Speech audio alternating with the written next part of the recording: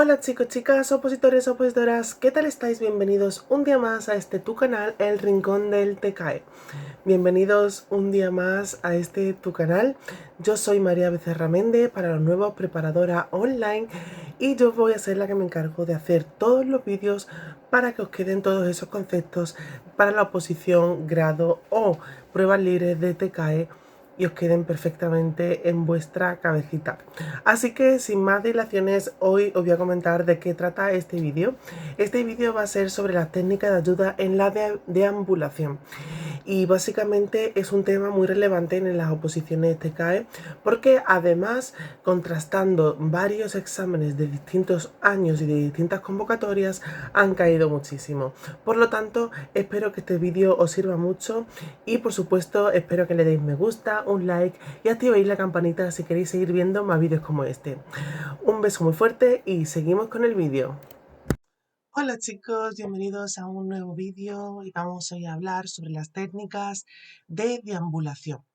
Estas técnicas, que como ya os he dicho anteriormente, son muy importantes para de cara al examen y sobre todo a los exámenes de oposición, ya que en muchas oposiciones, en muchas convocatorias, en la lista de resultados de las preguntas, nos han dicho, pues, hemos visto que han caído bastantes. Por lo tanto, queremos hacer un poquito hincapié, sobre todo en lo más importante y sobre todo para esas personas, pues que a veces no se pueden estudiar todo el temario completo, y creo que os va a venir y os va a servir muchísimo. Pues empezamos con las técnicas de deambulación, ¿vale? Tenemos varias técnicas, ¿vale? Una es la técnica primera para caminar correctamente. Para empezar, el inicio de la deambulación lo prescribe el médico, y para ello el paciente debe ser capaz de conservar la posición de sedestación sin complicaciones. Es decir, que este paciente no tenga ningún impedimento en tener una incorporación normal eh, a la hora de levantarse. Es muy importante que la consecución de los objetivos se haga de una manera de forma escalonada y siempre supervisada por el personal de enfermería o por los fisioterapeutas. Como ya sabéis, aquí volvemos a decir lo mismo de siempre, que siempre tenemos los TKEs, siempre tienen que estar supervisados.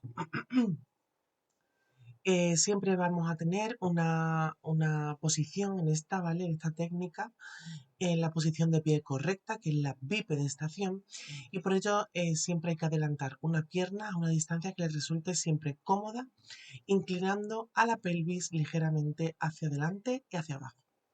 Al posar el pie, debe apoyarse en el suelo, en primer lugar el talón, seguido de la protuberancia situada en la base de los dedos y finalmente los dedos completos. A la vez que se hacen movimientos anteriores, se adelanta la otra pierna y el brazo para que se mantenga todo el equilibrio y la estabilidad. Es decir, como caminaríamos una persona sana normal, ¿vale? Aquí es donde yo quería llegar, la técnica de uso de bastones en la deambulación, ya que han sido preguntas sobre. Entonces aquí tenéis un esquemita, ¿vale? Que viene muy bien explicado. Y es sobre la técnica del uso de bastones, ¿vale? El uso de bastones en la deambulación, esta proporciona obviamente apoyo y seguridad, y va a disminuir el esfuerzo que va a hacer ese paciente a la hora de caminar, ya sea por una lesión, o sea por deterioro cognitivo, sarcopenia, etcétera, ¿vale?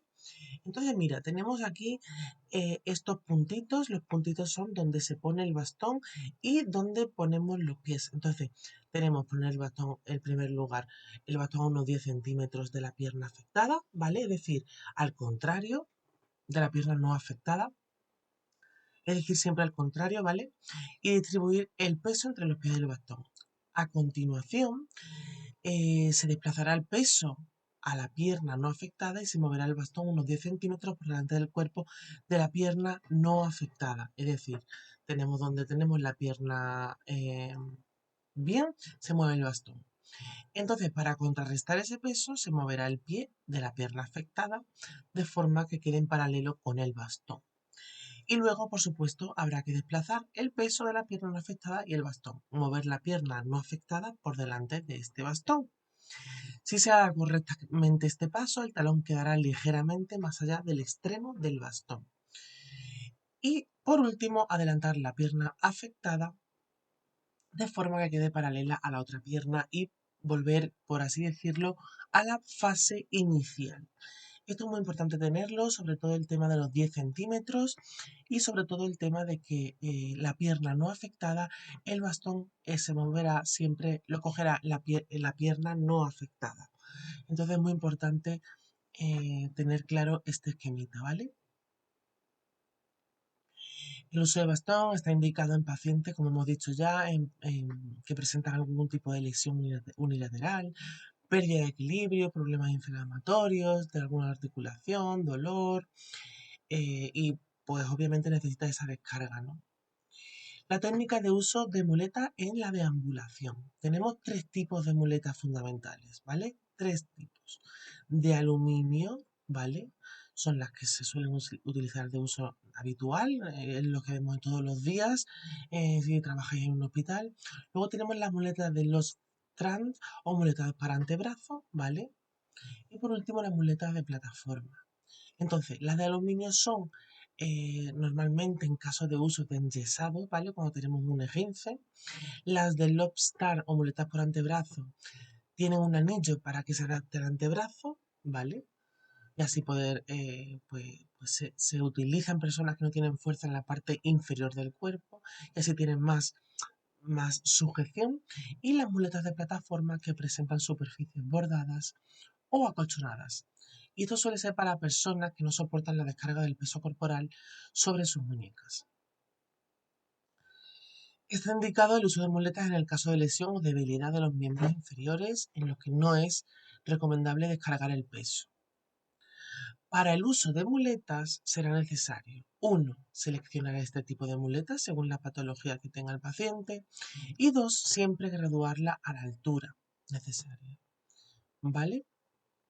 Aquí tenemos los movimientos a seguir para la deambulación correcta de las muletas. Antes hemos visto el de bastones, ahora vamos a ver el de las muletas. Pues primero se pondrán las dos muletitas al lado de los pies, ¿vale? Luego siempre vamos a adelantar la pierna lesionada al mismo tiempo que se mueve la muleta hacia adelante, porque esto hace lo que hace que mantenga el equilibrio. Luego equilibrar el peso en ambas muletas mientras se avanza la pierna lesionada es muy importante porque eso va a hacer que tengamos esa estabilidad y no nos caigamos hacia detrás. Y por último, avanzar la pierna sana hasta la posición que se encuentra aquí. ¿Vale?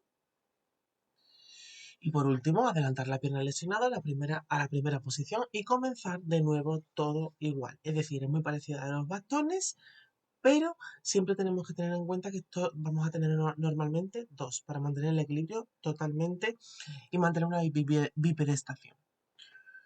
Siempre hay que indicarle al paciente el tipo de marcha que debe realizar con las muletas en función de la lesión que presente.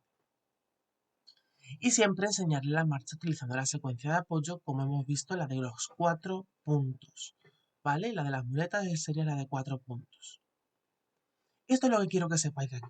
¿Vale? Esto es una de las cosas más importantes y que ha caído.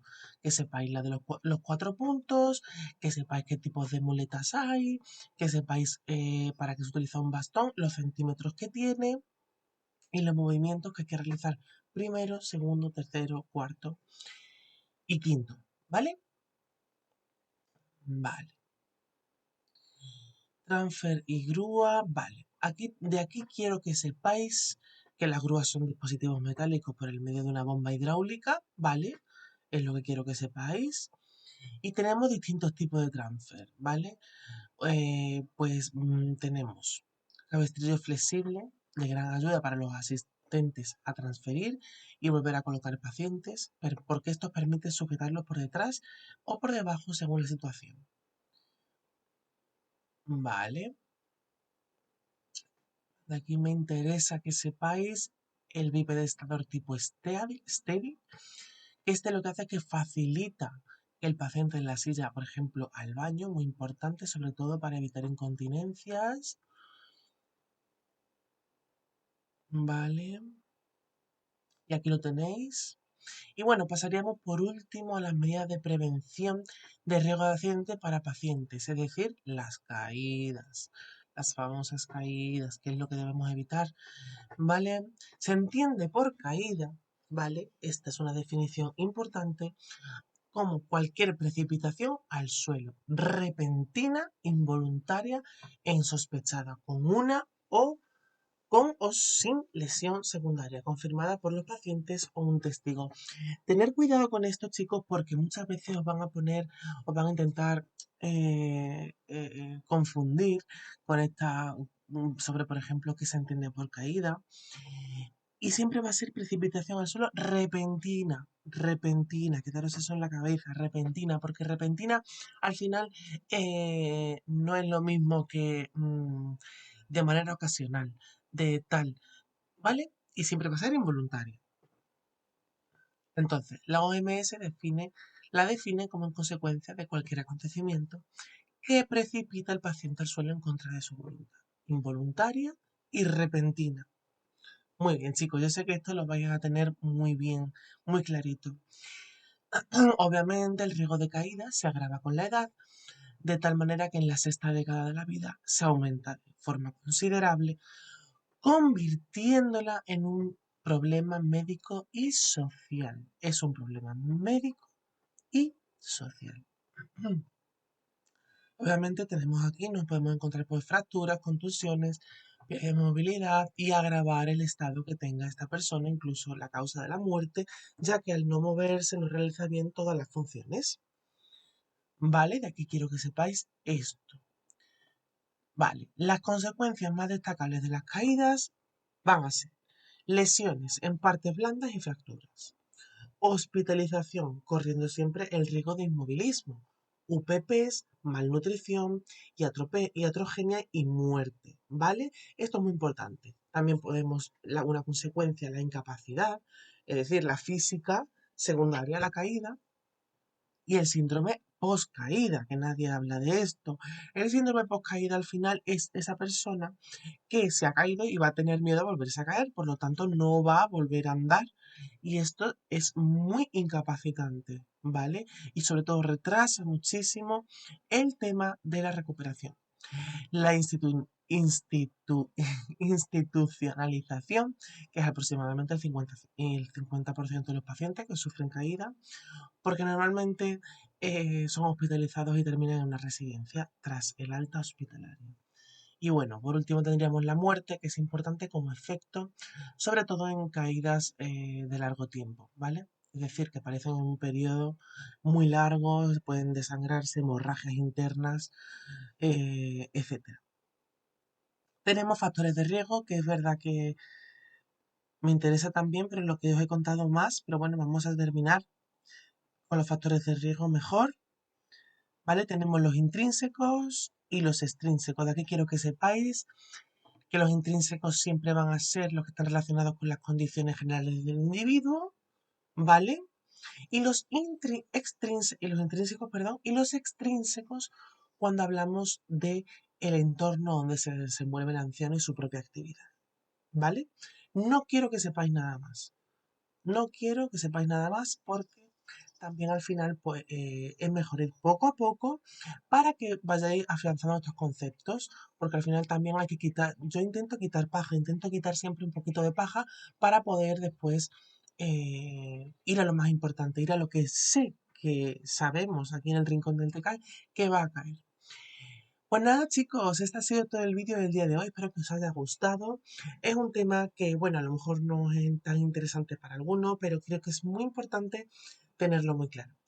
Y bueno, por último, deciros que tenemos nuestro temario disponible y que solo tenéis que decirnos, enviarnos un correo electrónico a elrincondeltke2@gmail.com o el número de teléfono que tenemos en la introducción o en la descripción del vídeo. Muchas gracias por llegar hasta el final del vídeo. Te doy mucho ánimo para que sigas así, aprendiendo poco a poco. Y nos vemos en el siguiente vídeo con mucho más temario nuevo aquí en el Rincón del TKE. Chao, chicos.